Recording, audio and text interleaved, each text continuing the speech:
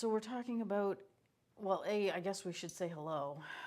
Welcome back. Today, what we want to talk about, we want to continue our conversation that we're having With businesses. with businesses and schools, even churches, and anybody that it really applies to. And we are still talking about the behavior indicators and warning signs that we talk about. And we've picked a really good one for today. It Yeah. is this is one that is very vague. It definitely does not have a solid black line. No. It can go either way. You have to take a lot into consideration as to who is talking about it, things like that. Okay. So just so you understand what we're discussing, we're going to be talking about a person having an increased interest in firearms or other dangerous crimes, and we're really kind of talking more about individuals who in the past have never had an interest in either one of those things.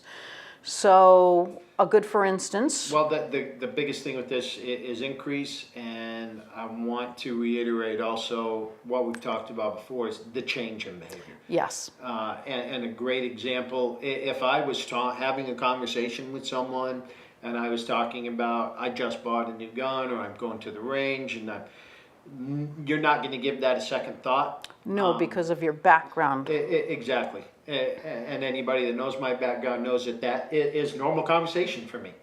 And so it's probably not going to do a red flag. However, if there's someone you work with, Or go to church with. and they have never talked about or even expressed Interest. a desire before, and they made comments of, no, I don't have a gun, I don't own a gun, I will never own a gun, I don't believe in that. Right. And now all of a sudden they're talking about, oh, I bought a gun, I bought, a rifle and a gun, I want to go to the range, I'm going to shoot him, I'm going to do this. Even if they've gone to an extreme and said, oh, I sold my bicycle so that I could buy a gun. Yeah. Things like that. Or maybe even before they get to the actual purchase of the gun stage, maybe they're the type of person that normally they would be watching like the Lifetime channel, something very calm like the Hallmark channel, something like that, and they never had an interest in crime or anything like that, and then they start watching that, and then they start wondering aloud, well, I wonder what this caliber bullet will do to a body. And they start to get more interested in that kind of thing. Oh yeah. You can kind of work from there, I would think, because I'm sorry if somebody I know looks at me and says, they've never liked weapons before, and all of a sudden they're going, hey, Joe, what do you think this caliber bullet will do? I don't know. I know somebody who does know, but I don't know, and why would you want to know? I'd be asking questions because I'm nosy like that. Well, it's not just being nosy. If somebody's doing It's a that, flag. you should be asking questions. That's exactly what it is. It's a red flag.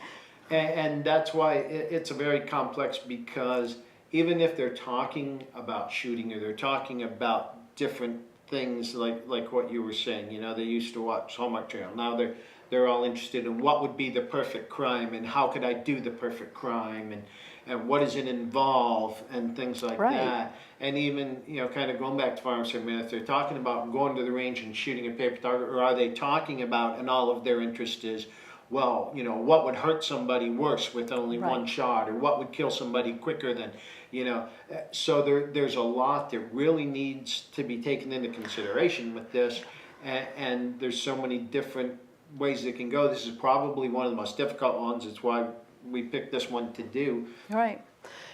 is because there are so many things that have to be taken into consideration. Right. And I also want to point out, it doesn't necessarily have to be just somebody who's never owned a gun before. It could be somebody like me.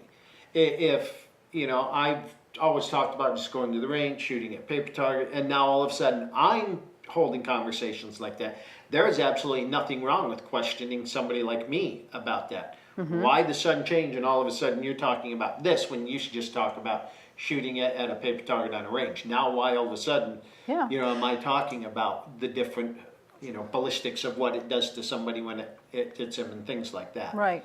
And something else, because we are in the internet age and people post sometimes the oddest things on their Facebook or their, okay, I'm dating myself. I can't remember everything that's out there. I'm just dating myself. But, somebody who's not had any interest, and all of a sudden you're their friend and you're on their Facebook page, and bam, they show up with this lovely rifle off their hip or something. I'd be asking questions. Well, and you should, because there have actually been active shooter cases out there where they've taken pictures of themselves with guns and put them on social media, whether it was Facebook or Instagram or whatever the case may be. So whenever somebody is doing that, and social media becomes a big play in that, that's all part of this that you should be looking out for. If for And somebody addressing. doing that, that is a flag that you need to address and say, okay, hold on, what's going on here? Yes. So you can't really take anything for granted, and it's like I say, it can't be only somebody who doesn't like firearms at all. Right. That person can like firearms, but something is triggered just because of my background doesn't give me, the ticket for nobody to ever question me. Right. If you see, even if they are like weapons or into weapons, former military, law enforcement, whatever the case may be, if they have a change, going back, and I mention it every time, but it's that important. If there's that change in their behavior, that's what you're looking for, is that change. Right. Which is the most important thing. Yeah. And I would say trust your gut when you're talking to people and they're saying things. If you find your gut kind of getting tight, like you're feeling some anxiety, listen to that and talk to somebody about what you're feeling. And even if you can't articulate exactly why, I've never felt this when I've talked to this person before, but now their conversation is starting to make me anxious. Sit with the person and have a longer conversation. Find some questions that you can ask them so you can hear what's going on and what's causing this change.